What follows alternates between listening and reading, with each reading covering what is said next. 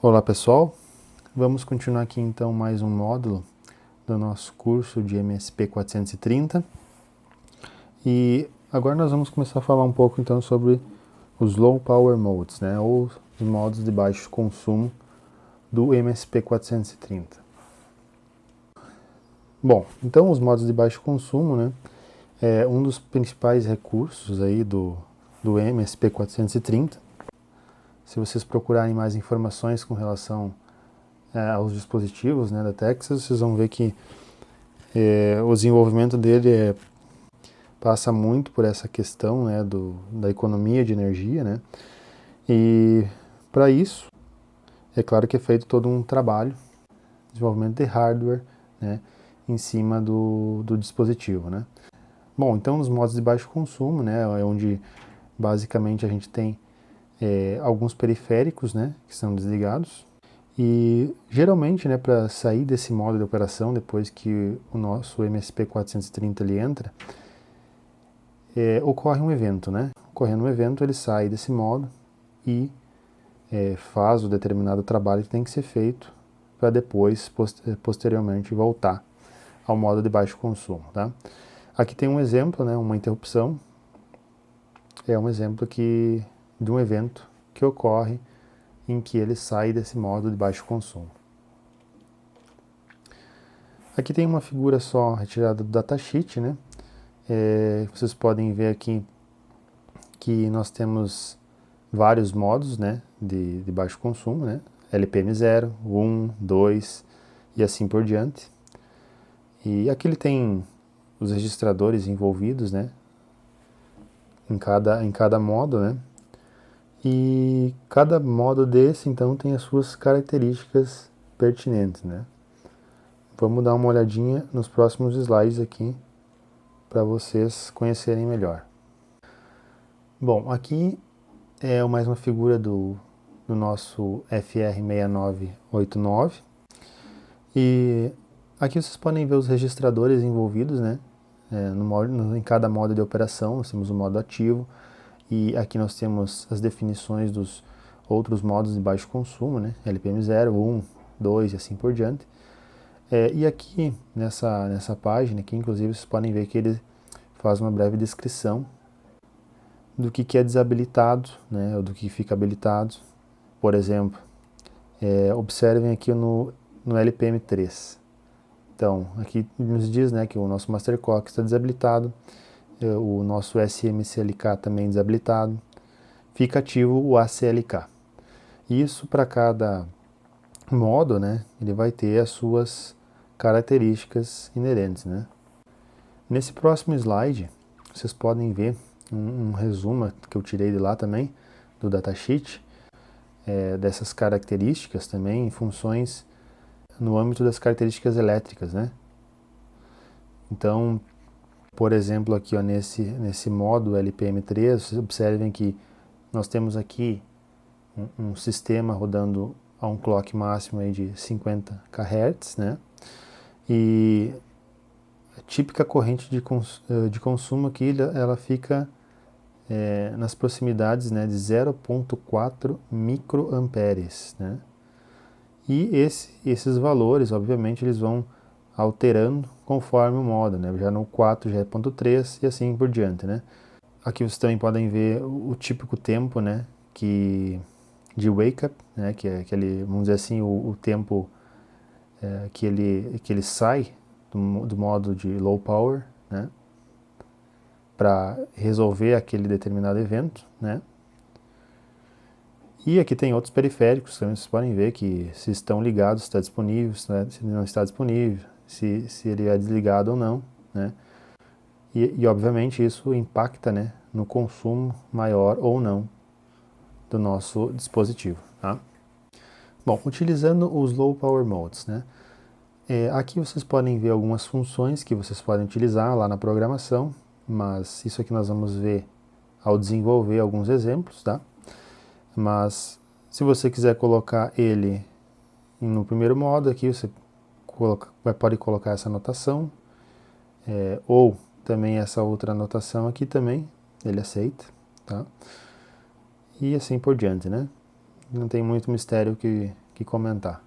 Aqui tem um pequeno exemplo de um código, né? Vocês vejam que, por exemplo, nesse código aqui, nós colocamos ele no modo de baixo consumo 3, né? E, bom, o nosso dispositivo ele vai ficar nesse modo, ok? Então, você pode configurar uma interrupção por timer, por exemplo, né? Nesse caso aqui, é o exemplo que está se referindo à interrupção por timer. E aqui você tem aquela nossa rotina, né, de interrupção, que nós já comentamos nas outras aulas.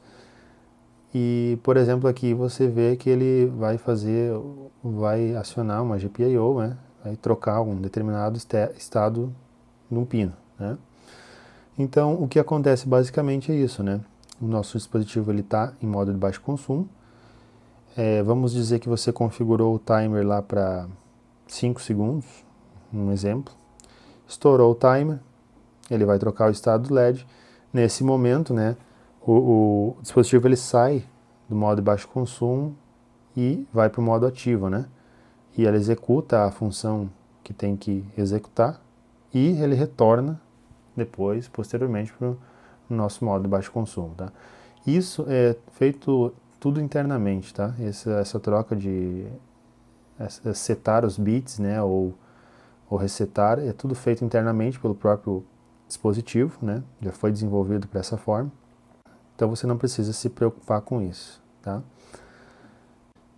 Aqui nesse caso nós temos um outro exemplo que vocês podem ver que nós temos a nossa estrutura do while, né, infinito. Ele está no nosso modo de baixo consumo. E vamos dizer que o seu programa acabou executando essa interrupção, essa rotina de interrupção, né? Então, se você usar esse comando aqui, ó, que ele faz referência, né? Todo esse comando em vermelho aqui, ao sair dessa rotina, tá? Ele ainda não volta para o modo de baixo consumo, tá? Ele vai passar para a próxima instrução, né? Nesse exemplo aqui, ele está dizendo que vai executar essa função filter aqui, né? Que, vamos dizer, seria uma outra função aqui no nosso programa que não está aparecendo aqui, mas o que você precisa saber é que se você quer fazer um tratamento no seu programa nesse sentido, né, que você, ao sair disso aqui, dessa rotina, você quer executar uma outra função antes de entrar, você pode utilizar essa linha de programação, tá? Então, ele vai para a próxima função, executa essa função, seja independente do que ela vai fazer lá, né? E depois, sim, daí vai para o nosso modo de baixo consumo novamente, ok? Aqui é só uma figura que exemplifica aquilo que a gente já comentou, né? Na verdade, você tem o seu dispositivo aqui, por exemplo, em standby no Low Power Mode 3 e ele está tendo um determinado consumo, né? Ocorreu um determinado evento, por exemplo, né? Então, nosso sistema, a nossa CPU é ativada, né? Nosso sistema reconhece isso, faz o tratamento, faz o processamento, né, no modo ativo e retorna posteriormente, né, para o modo de baixo consumo. Tá? E assim vai, tá? Indefinidamente, de acordo com o que faz o seu programa. Bom, para comentar algumas boas práticas só de otimização, né? Então, nós utilizarmos as interrupções, né? Muito importante você utilizar interrupções no seu fluxo, no seu programa, né? Um outro ponto é você configurar também terminais não utilizados, né?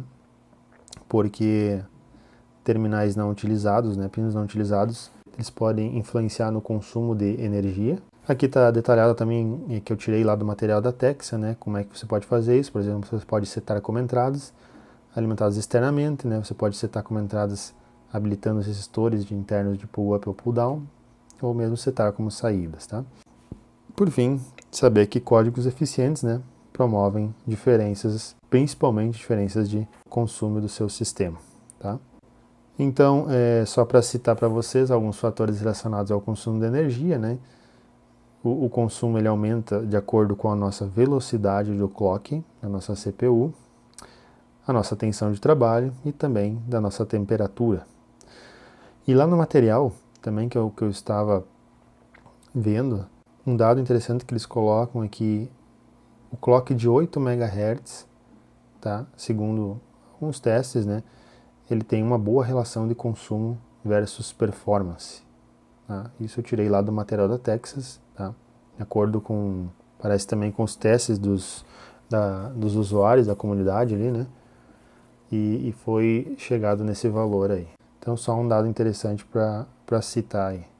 Bom, outra coisa, só para comentar, é que lá no Code Composer Studio também nós temos um recurso que é a questão do ULP Advisor, né? Basicamente isso aqui é uma ferramenta, tá? Uma ferramenta que ela tem regras definidas, ok?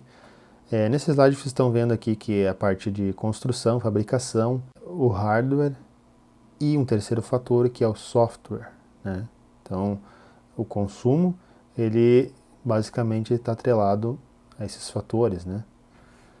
Então, nesse sentido, essa ferramenta, a ULP Advisor, ela tem regras definidas, e essas regras, elas, vamos dizer assim, são orientações, né, que ele vai fazer apontamentos, onde você pode fazer alterações no seu programa. Essas alterações podem impactar no consumo do seu sistema, ok? Aqui tem só um exemplo para vocês verem de algumas, a tabela de regras, né? Vocês podem conferir nesse link se vocês quiserem entrar lá. Ele tem várias regras. Então, por exemplo, aqui ele diz a utilização, né, de um modo de baixo consumo, né? Aquela questão dos delays, por exemplo, né? Você preferencialmente utilizar timers em vez de delays e assim por diante, né? Então, são uma série de regras que ele faz um apontamento e que você pode fazer a correção, né, ou alteração no seu projeto. Isso nós vamos ver lá como é que você pode fazer isso, tá? E vai ficar mais claro daí lá quando a gente for para a parte mais prática. Por fim, eu só queria citar isso aqui, que é o que a gente vai utilizar ali para nós fazer alguns testes, né? Que é o Energy Trace, que é outra ferramenta aí da Texas, né? Que está atrelado ao nosso MSP430. Nesse caso, o Energy Trace, né, ele vai fazer por amostragem aqui, vocês vão ver quando nós testarmos lá, ele vai dar os dados de consumo, né? Então você pode desenvolver o programa, fazer os seus testes lá que você quer, ver quanto é que está dando de consumo, depois fazer alterações e ainda fazer comparações para ver se aquela forma que você programou está consumindo menos do que você fez antes, né? Então, cabe só apenas salientar que esse recurso não é todas as plaquinhas que tem, tá? Não é todos os kits. Então, vocês têm que ver, lá nas primeiras aulas que a gente fez, vocês devem ter, se vocês lembrarem, vocês vão ver que nós demos uma olhada lá no site direto, né?